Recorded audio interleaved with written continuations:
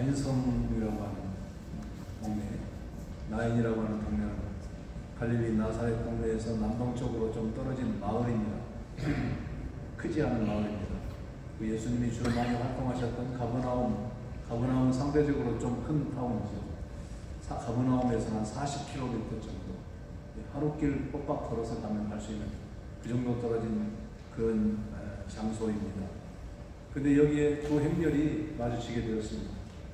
나인성 안에서 과부가 독자, 외아들이 죽어서 그 장례를 치는 장례 행렬이 나오고 있었고, 또 반대쪽에서 나인성으로 들어가는 행렬이 있었는데 예수님과 제자들과 또 예수님을 따르는 큰 무리들이 함께 들어가고 있었습니다. 이 두 행렬이 마주쳤습니다. 그런데 무슨 일이 일어났습니까? 예수님이 그 장례 행렬을 바꾸셨습니다.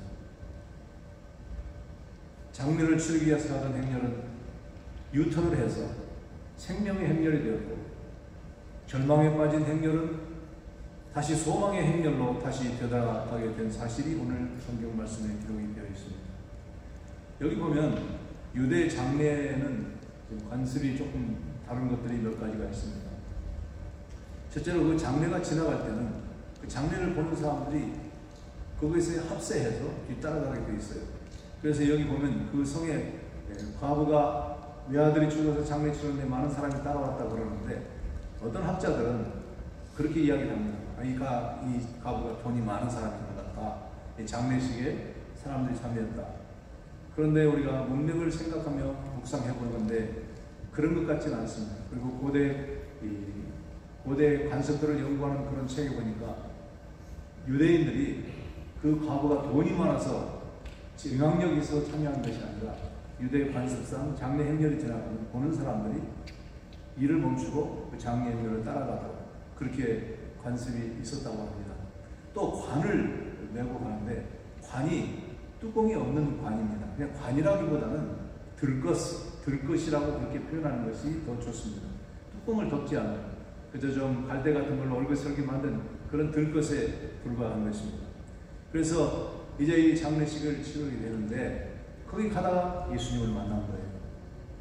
오늘 이 과부의 장례식에, 이 외아들의 장례식에 예수님이 찾아오셔서 죽음을 생명으로 바꾸시고 절망을 소망으로 바꾸시고 애통을 환희로 바꾸신 이 역사가 어떻게 가능했는지, 오늘 이 가정이 만난 예수님이 어떤 분이신지 오늘 우리 본문을 통해서 우리 함께 은혜를 나누겠습니다. 첫째로 이 가족, 이 과부가 만난 예수님은 긍휼의 주님이었습니다.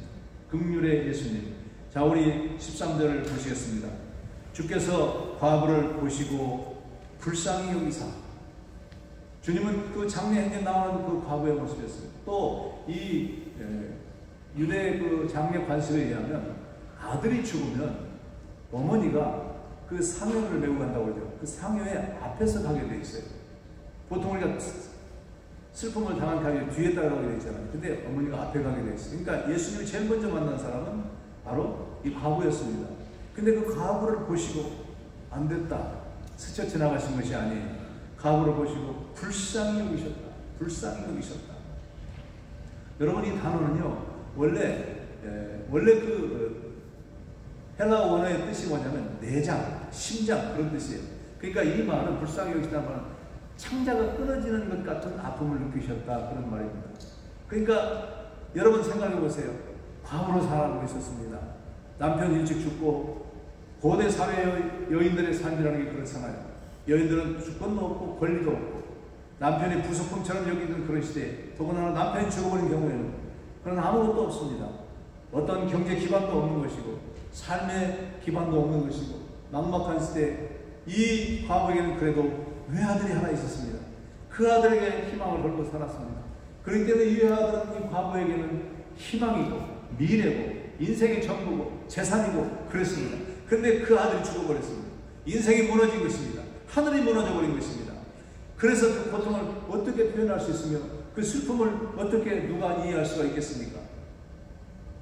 그 고통하며 아파하며 장례 앞에 서서 그 가는데 그 어머니의 걸음은 쓰러지지 못해서 아마 비척거리며 걸어가고 있었을 거예요.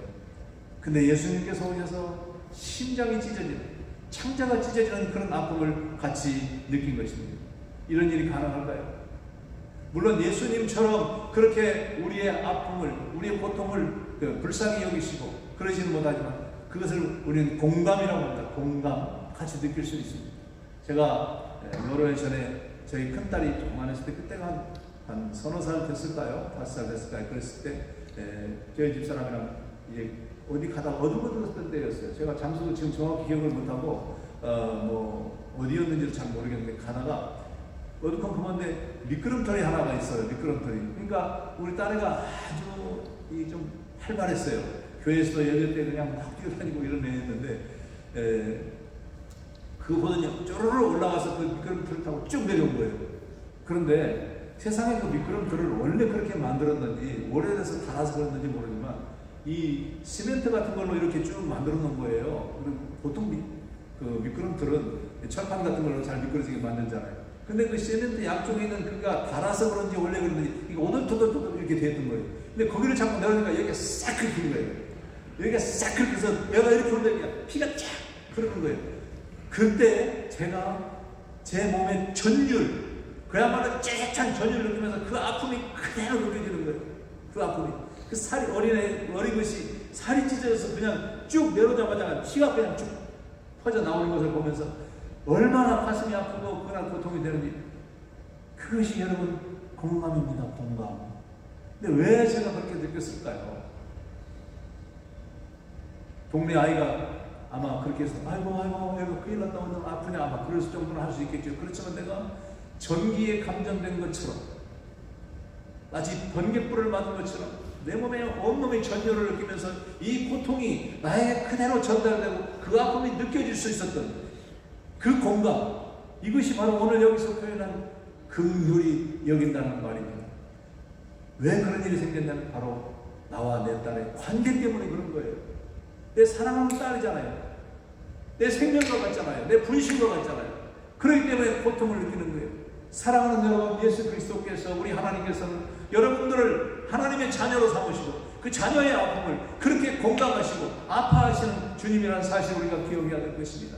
나 아파하는데 아무도 이해하지 못한다고 슬퍼할 일이 없습니다. 주님은 아십니다. 보시고 스쳐 지나가시지 않고 주님은 불쌍히 여기셨다 기록하고 있습니다. 히브리서 4장 14절 16절에 보니까 그러므로 우리에게 큰 대제사장이 계심에 승천하시니 곧 하나님의 아들 예수시라. 우리가 믿는 도리의 소망을, 우리가 믿는 도리를 굳게 잡을지어다. 우리에게 있는 대제사장은 우리의 연약함을 동정하지 못하실 분이 아니요 우리와 똑같이 시험을 받으시는데 죄는 없으십니다. 그러니까 우리의 아픔을, 우리의 형편을 동정하신다. 거기서 쓴 동정이라는 말은 카코파타라는 말인데 이것은 고통을 함께 나눈다 그런 뜻이에요. 예수님이 이 땅에 오셔서 죄에 시달려봤잖아요. 마귀의 유혹도 받아봤잖아요. 고통도 당하고 슬픔도 당하고 배고픔도 당하고 멸시도 당하고 별의별 고난을 다 당하신 주님은 우리를 그렇게 아세요. 우리의 고통을 아세요. 인생의 아픔을 아십니다.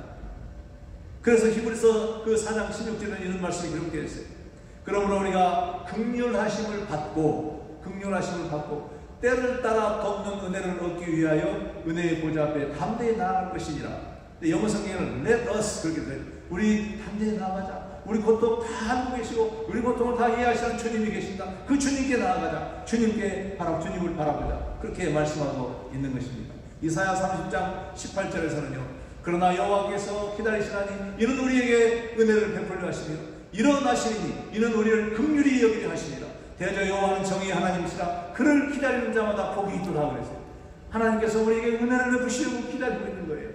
하나님께서 우리에게 긍휼을 베푸시려고, 우리의 아픔을 다 감싸주시려고 일어나신다고. 일어나시니 이는 우리에게 긍휼을 베풀려 하십니다. 그 긍휼의 하나님을 이 나인성 과부가 만난 것입니다. 사랑하는 성도 여러분, 오늘 외아들을 잃어버리고 인생이 무너져버리고 세상이 무너져버리고 하늘이 무너져버린 것 같은 이 절망과 애통과 이 고통의 이 나인성 과부가 바로 예수님을 만난 거예요. 그 예수님은 우리의 아픔을 공감하시는 하나님, 우리의 고통을 당신의 아픔처럼 여기시는 하나님. 아무도 내 아픔을 몰라준다고, 아무도 내 고통을 몰라준다고 슬퍼하지 마십시오. 주님은 다 알고 계십니다. 그리고 주님께 나오기를 기다립니다. 그러면 어떻게 하나님께 나갈까요? 어떤 분이 글을 보니까 하나님께 이메일을 보내라. 하나님께 이메일을 보내라. 고통이 있을 때 이메일을 보내라. 그리스도인들이 보내는 하나님께 보내는 이메일은 이메일이 아니고 니메일이란다. 니메일. 무슨 말인지 아시죠? 무릎으로 기도로 나아가. 기도를 올려라. 니메일 보내시다. 니메일. 아무 때나 졸지도 아니하시고 주무시도 아니하시는 하나님 앞에 우리의 니메일을 보냈어요. 우리의 고통도, 우리의 슬픔도, 우리의 절망도 다 내 것이 아니라 주님의 것이 되어버릴 것입니다. 두 번째로 오늘 이 과부가 만난 예수님은 위로의 주님이었습니다. 위로의 주님. 다시 13절 보겠습니다. 13절 14절을 보겠습니다. 주께서 과부를 보시고 불쌍히 여기사 울지 말라 하시고 가까이 가서 관에 손을 대시니 불쌍히 여기시고 긍휼, 그 고통을 절감하시고 공감하시고 고통을 자기의 고통으로 여기시더니 주님께서는 여인을 위로합니다. 울지 말라. 세상에 우는 사람들 많습니다. 남들 앞에서 우는 사람은 어쩌면 그래도 행복한 사람일 것입니다. 남이 보지 않는 곳에서, 남이 없는 곳에서 홀로 눈물로 세월을 보내는 사람들 많습니다. 우리 주님은 그런 자들에게 오늘 말씀하십니다. 울지 말라. 울지 마세요. 왜? 주님에게 답이 있으니까 그 말 하신 거죠. 답이 있기 때문에 이 말 하신 거지. 근거 없이 그렇습니까? 세상 사람들의 위로는 뭡니까? 울지 마세요. 울어봐야 소용없는 일이잖아요. 울어봐야 이제 지나간 일이 다시 되돌아올 수 없잖아요. 세상 사람들의 위로가 그겁니다. 밀물처럼 막 몰려와서 위로하겠다고 다 울지 마세요. 울기만 하면 몸만 추면 뭐라도 드세요. 그 정도입니다. 세상 사람들의 위로가 그런 겁니다. 또 울지 마세요 집사님. 우리 모두가 기도하고 있어요. 그리고 물썰물처럼 빠져나가면 그것이 사람들의 위로입니다. 그게 무슨 힘이 되겠습니까? 우리 주님의 울지 말라니까. 울지 말라. 울지 말라. 여러분 우리 주님을 생각하며 울지 마세요. 그리고 예수님께서 어떻게 하셨습니까? 가까이 가서 다가가는 거예요. 곁으로 오는 거예요. 가까이 갔어요. 그리고 그 관에 손을 대신 시체에 손을 댄 거죠. 이건 심각한 문제입니다. 민수기 19장 11절도 제가 좀 읽어드릴게요. 사람이 시체를 만진 자는 이래 동안 부정하리니 그는 셋째 날과 일곱째 날에 잿물로 자신을 정결하게 할 것이라. 그리하면 정하려니와 셋째 날과 일곱째 날에 자신을 정결하게 하지 아니하면 그냥 부정하니 누구든지 죽은 사람이 시체를 만지고 자신을 정결하게 하지 아니하는 자는 여호와의 성막을 더럽힙니다. 그가 이스라엘에게서 끊어질 것이 제거해버린다는 거예요. 끊어질 것은 성결하게 하는 물로 그를 뿌리지 아니하므로 깨끗하게 되지 못하고 그 부정함이 그대로 있습니다. 그리고 그 밑에 14절부터 보면 장막에서 사람이 죽을 때에 법은 이러하니 누구든지 그 장막에 들어가는 자와 그 장막에 있는 자가 이래 동안 부정. 시체가 있는 곳에 들어간 사람조차 부정해진다는 거예요. 그리고 그 밑에 뚜껑을 열어놓고 덮지 아니한 그릇은 모두 부정하니라. 누구든지 들에서 칼에 죽은 자나 시체나 사람의 뼈나 무덤을 만졌으면 이래 동안.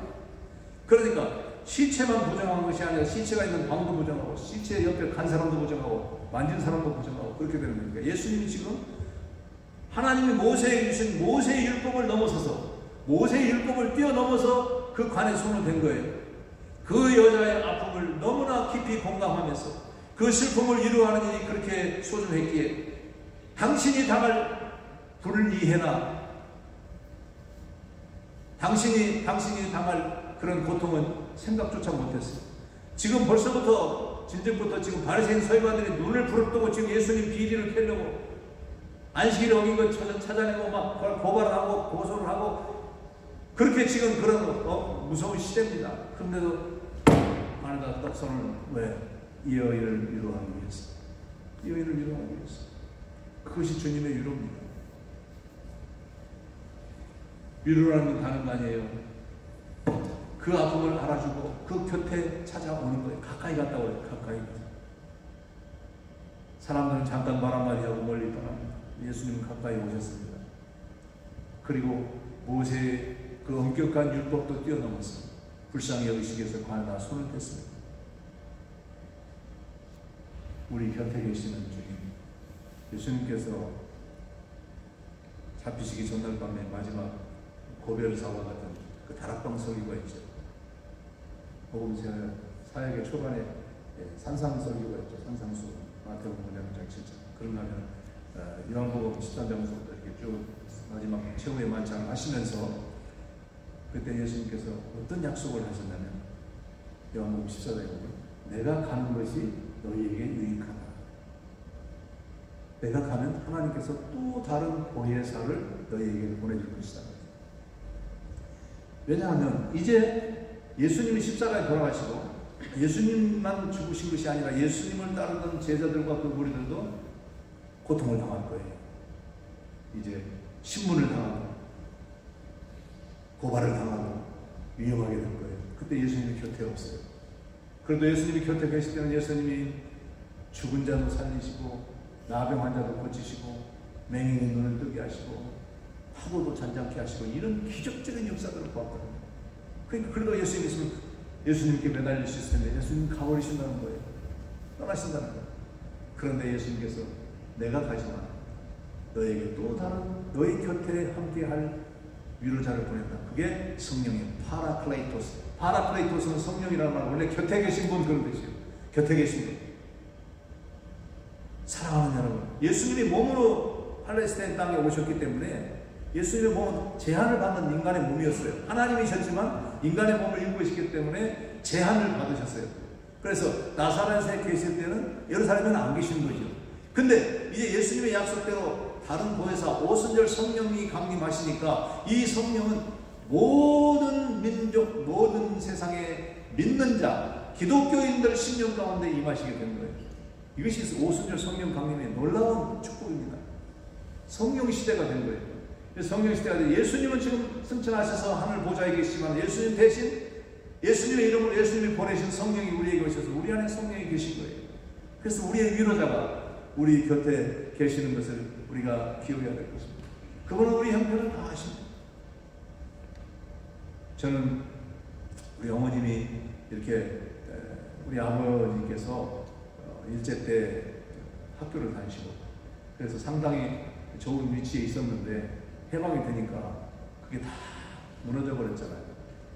생활이 어려워지고 일제 때는 그저 관사에서 고래등 같은 기와집에서 살면서 우리 어머니 얘기를 그래요.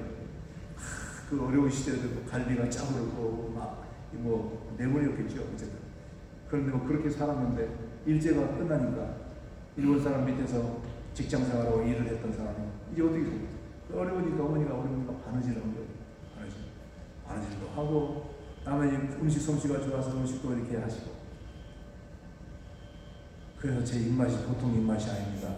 우리 어머니 솜씨가 우리 어머니는 이 음식을 하면 그 잔치집에 불려가서 결혼식 창갑집 가서 음식을 하는 거예요. 그래서 신선로 같은 걸 만들고 산자라고 그렇게 육아 그걸 만드시고 그랬어요.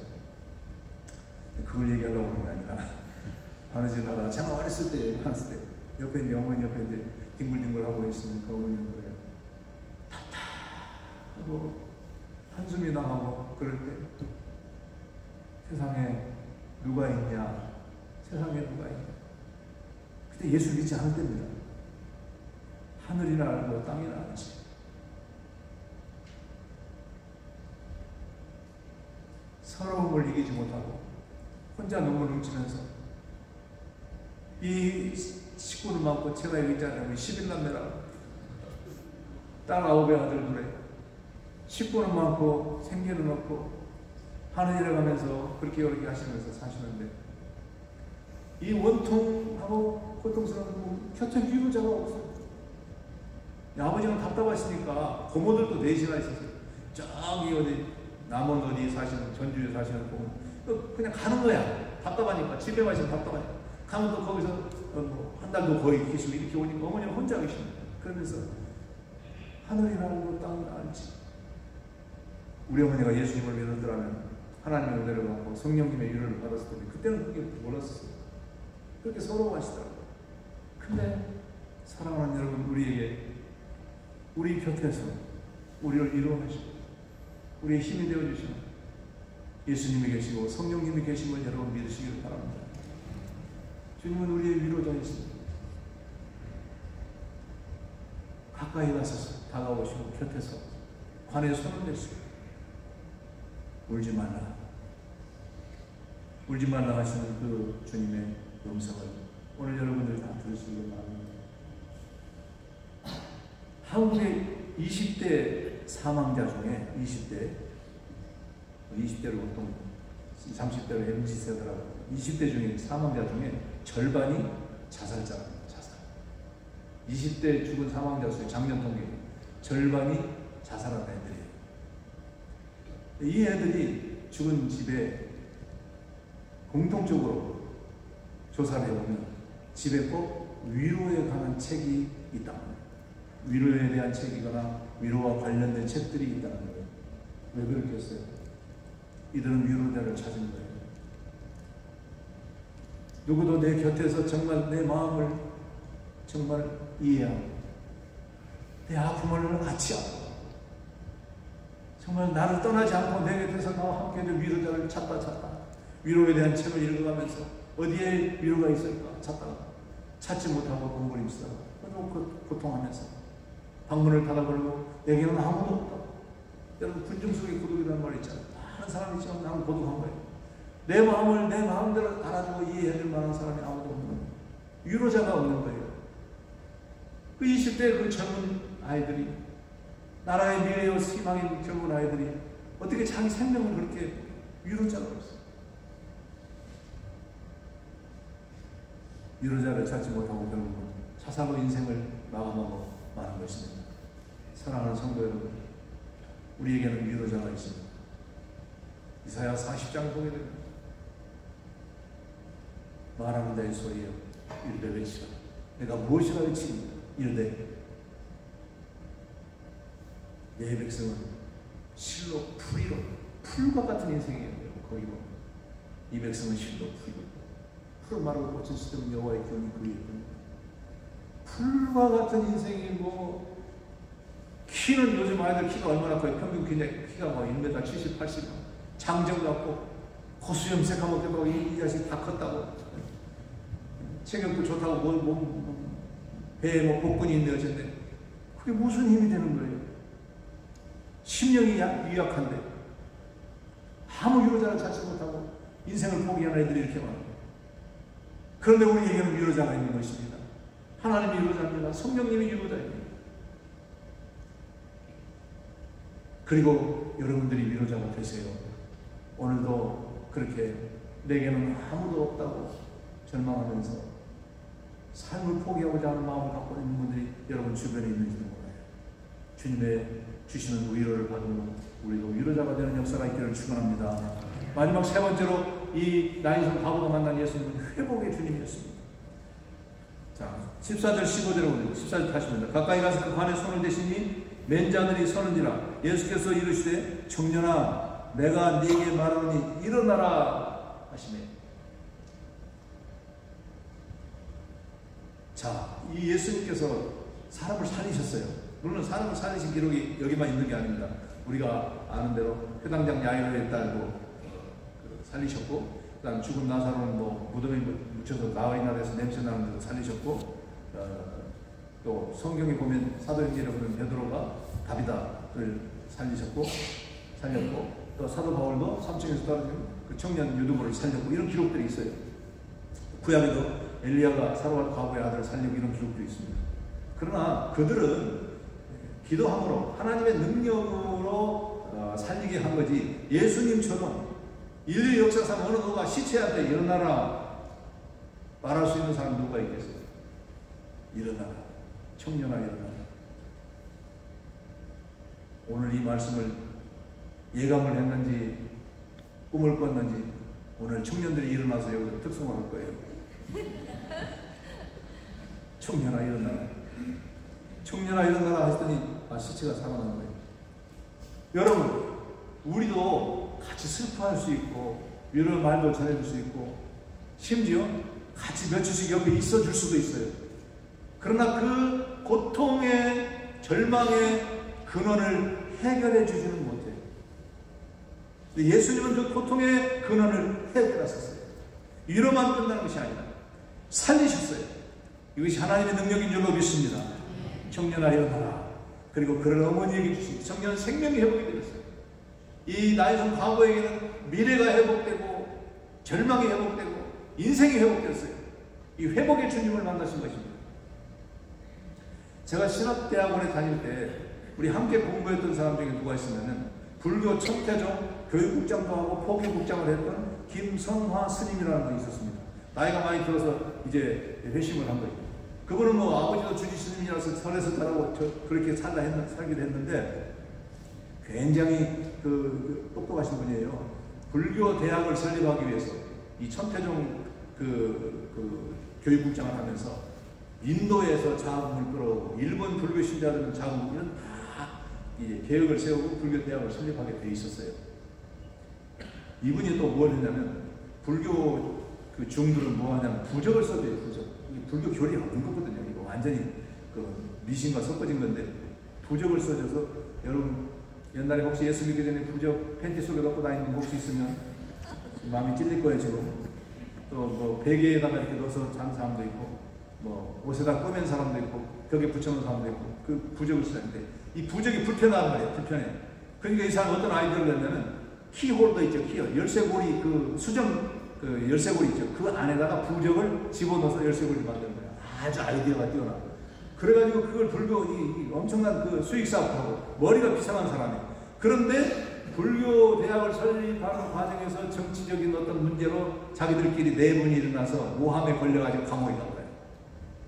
억울한 감옥이었지 이 사람은. 감옥에 가서 있는데 미칠 것 같죠.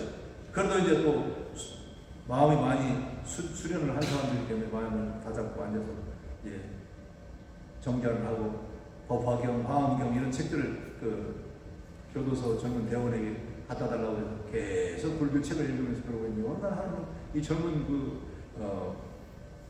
대원이 신약성경, 기도원 옆에서 나온 신약성경을 갖다 준 거예요. 그러니까 화가 이렇게 나가지고 이놈이 나를 뭘로 보고 지금 이걸 갖다 주냐고. 그러니까 불교 젊은 대원, 교도소 젊은 대원이 기독교인이었나 봐요. 스님, 지금 불교 책들이 다 대출이 돼서 지금 이 책밖에 없습니다. 이거라도 한번 읽어보세요. 우리나라도 기독교 신자들이 많은데 기독교의 진리가 있지 않겠어요? 그러니까 더 화가 나는 거예요. 막 욕을 하고 해주신 거예요. 근데 너무 심심하니까 책을 읽은 거예요. 읽다가 빠져들기 시작합니다. 읽다가 여기서 꽂힌 거예요. 여기서. 누가 보면 7장, 11절, 17절 여기서 이 나이송 과거에 확 꽂힌 거예요. 불교에 이런 기록이 있어요.